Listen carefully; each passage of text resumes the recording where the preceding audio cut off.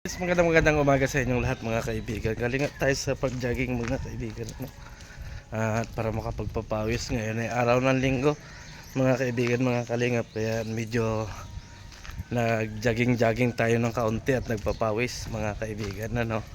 At tayo habang naglalakad tayo pauwi mga kaibigan ay gagawa tayo ng reaction video. Pero bago natin umpisahan yung reaction video natin mga kaibigan, ay shoutout muna kay Kuya Bar Santos Matuba, ang Kalingap Rob and Ate Edna, at sa lahat ng mga viewers. Mega love shoutout kay Nadine sa Bicolana at TV Considerate and Ma'am Mesty Cayons, at sa aking lalabs, good morning and shoutout Gingging Vlog 1991 mga kaibigan. So ayun nga mga kaibigan, punta na tayo sa ating pag-uusapan kasi kahapon or kagabi mga kaibigan ay nag-live tayo, nag-live tayo, naging topic natin about doon nga sa mga naging issue at sa mga naging live ni Gilo Mags mga kaibigan, doon nga mga kaibigan, mga kalingap, marami ang mga pumapasok na mga basher, marami ang gumagawa ng kwento, at para sa ganun maging satisfied sila, hinahayaan natin sila mga kaibigan na mag-comment at sinasagot natin yung mga basing doon sa dalawa mga kaibigan, At doon nga mga kaibigan, mga kalingap, ay pumasok si Kalingap Edo doon sa ating live streaming at nag-comment siya doon mga kaibigan. First time na ginawa ng tao, pero binigyan pa rin ng kahulugan mga kaibigan, mga kalingap, At marami ang mga nagsasabi sa atin, mga nag-PPM sa atin na pakipaliwanag yung mga bagay na yon. Common sense naman mga kaibigan, mga kalingap, common sense naman. At kailangan pa ba talagang ipaliwanag? Ay kitang kita ninyo kung ano yung ibig sabihin ng comment ni Kalingap Edo dyan mga kaibigan. Ang sinasabi ninyo dyan, hindi ninyo alam kung sino ang pinagtatanggol ni Kalingap Edo. Anong sabi niya dyan? Hindi natin makukontrol ang mga fake account. Tama naman mga kaibigan, di ba? At ano pa ang sabi niya dyan? Salamat sa lahat ng mga nagtitiwala sa kanya, sa patuloy na nagtitiwala sa kanya, maraming salamat. At doon sa mga hindi naniniwala ay maraming salamat din. Tiwala lang mga kaibigan ang ibig sabihin, or bigyan ng respeto yung pamilya ni Beyonce at saka si Beyonce at siya mga kaibigan, di ba yan ang sabi? At sinabi ko naman mga kaibigan, mga kalingap, sa aking live, sa aking content, na dito sa mga pangyayaring ito mga kaibigan, mga kalingap, ay wala tayong dapat sisihin, wala tayong dapat kampihan, huwag tayong maging one-sided. Pero bakit ngayon ay ginawan pa rin ninyo ng issue yung comment ni Kalingap Edo at gusto pa ninyo na hingin sa akin ang paliwanag? Bakit? Hindi ba ninyo maintindihan mga kaibigan, mga kalingap, yung ibig sabihin ni Kalingap Edo diyan sa comment na yan? Ano pa ba talaga ang kinakailangan ninyo na paliwanag para masatisfied kayo mga kaibigan doon sa mga kino-comment ni Kalingap Edo? Malinaw. Kahit balikan ninyo yung naging live streaming natin, balikan ninyo yung mga naging komento, at balikan ninyo yung mga nakapost sa Facebook kung legit or yung ibig sabihin ni Kalingap Edo doon sa pagko-comment na yon mga kaibigan. Maliwanag yun mga kaibigan. Ngayon ang sabi ninyo, tigilan yung gumagawa ng reaksyon. Papaano matitigil mga kaibigan, mga kalingap, ang reaksyon at defense o paliwanag sa mga live streaming or sa pagtatapik sa EDC kung ganito na mababasa natin,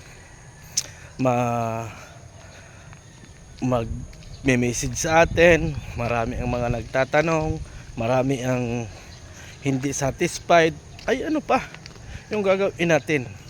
bakit hindi natin hintayin or alamin kung ano ba talaga yung katotohanan, mga kaibigan, ano. Pero andyan na yung katotohanan, mga kaibigan. Kaya nga sinabi dyan ni Kalingap Edo, respeto sa pamilya ni Beyonce, kay Beyonce, at doon kay Kalingap Edo. Ano pa ang kinakailangan ninyong hingiin at ipaliwanag? Ako, para sa akin, satisfied na ako doon. No comment na ako doon. Ngayon, kung walang gagawa ng reaction video na sinasabi ninyo dyan, na huwag nang maging topic, huwag nang maging laman ng social media at patahimikin ang community, ang tanong ko sa inyo, hahayaan na lang ba natin na lapain sina Kalingap Edo, si Beyonce at yung family niya dahil sa mga bagay na yan? Pasalamat tayo, mayroon pang mga reactor na nagde-depend or nasa gitna ng mga usapin na yan. Kasi kung wala, ay lalo na mapupuno, mga kaibigan, ang ating comment section at mga Facebook ng kung ano-anong samot-sari na pinag-uusapan, di ba? Andito ako sa diet, nagsasabi ako ng totoo, wala akong kinakampihan, at nasa gitna lang tayo. Kasi yan yung sinasabi ko, kung magiging one-sided tayo, ibabas natin si Beyonce, ibabas natin si Edo, walang mangyayari talaga. Tulad niyan, first time na ginagawa ni Kalingap Edo na pumasok sa live para matigil at malaman ninyo kung ano yung side niya, hindi na sa kanyang live. Pero hindi pa rin kayo satisfied at parang sinasabi pa ninyo dyan, sino ba talaga ang pinagtatanggol ni Kalingap Edo? Sinabi na niya dyan ng kaibigan na respeto sa pamilya ni Beyonce at kay Edo, doon sa buong mga at hindi siya gagawa ng ikakasira ng kahit na sino man. Tama naman yun, mga kaibigan, tama naman yun, tama. Para sa akin tama yun. Wala na akong dapat ipaliwanag, wala nang dapat ipaliwanag si Kalingap Edo. Dapat satisfied na tayo doon sa mga bagay-bagay na sinabi dyan ni Kalingap Edo. Tagal na nating gumagawa ng live streaming, gumagawa ng reaction video. Nakikita ba natin na nakikipagbalahurahan dyan or nakikipaglaban sa comment section si Kalingap Edo? Di ba hindi, mga kaibigan? Doon pa lang sana ay naging satisfied tayo, mga kaibigan, na hindi ginagawa ni Kalingap Edo yun, good vibes man or bumabati ko sa kanya, ay hindi niya ginagawa. Pero ngayon ginawa niya. Ano pa ba ang gusto natin, mga kaibigan? Ano pa ba ang gusto natin? Na paliwanag or dapat ninyong malaman, kitang kita na, mga kaibigan, kitang kita na ipinagtatanggol niya dyan si Beyonce, mga kaibigan, at yung pamilya ni Beyonce. Di ba? Di ba? Malinaw yun, mga kaibigan, para sa akin. Shout out kay Kalingap JJ, mga kaibigan. Si Kalingap JJ po yun, nandiyan naman yung mga taong sabi nga natin ay sumusuporta sa EDSA. Maraming salamat at sa mga nakakaunawa, di ba? Maraming mga nakakaunawa. So salamat sa mga nakakaunawa at salamat din sa mga hindi nakakaunawa. Gumagawa lang talaga kayo ng butas. Gumagawa lang kayo ng matinding usapin. Yung mga naging one-sided, nalinawan na yung iba ay hindi pa. So kinakailangan pa ba nating mag live streaming, ipaliwanag punto by punto yung usapin na yan, or yung comment ni Kalingap Edo na wala namang dapat pang ipaliwanag, di ba? Sinagot ko lang yung mga nagme-message sa atin, mga nagsasabi na bakit ipinagtanggol ni Kalingap Edo yung isa, samantalang yung isa ay hindi. Ano ba naman yan, mga kaibigan? Kitang-kita nyo na pangalan ni Beyonce ang binanggit to ni Kalingap Edo at yung family ni Beyonce. Ay sino pa ba yung gusto ninyo sabihin na ipinagtanggol? Ipinagtanggol si M, pinagtanggol kung sino-sino, 'di ba? Parang napaka-unfair naman ng mga ginagawa ninyo at gumagawa lang kayo ng issue. Yung mga lumalabas diyan, yung mga nagko-comment diyan, napag-alaman natin na talagang mga fake account diyan. At nakita din natin, mga kaibigan, na kaya may mga blue jacket ang mga yan ay dating ibang pangalan. Ibang pangalan dati ang ginamit nila, mga kaibigan, ano, para makapag-comment dyan sa ating live streaming. Ngayon, naging blue jacket sa ating YouTube channel kasi nga maganda yung comment nila before.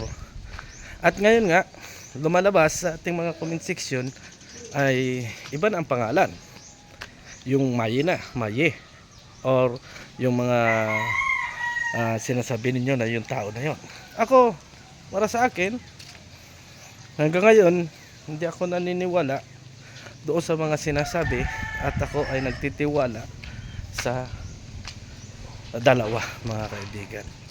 Sa dalawa, wala akong kinakampihan at wala akong pinagtatanggol sa kanila, mga kaibigan. Parehas ko silang inilalagay doon sa sinasabi natin na tama.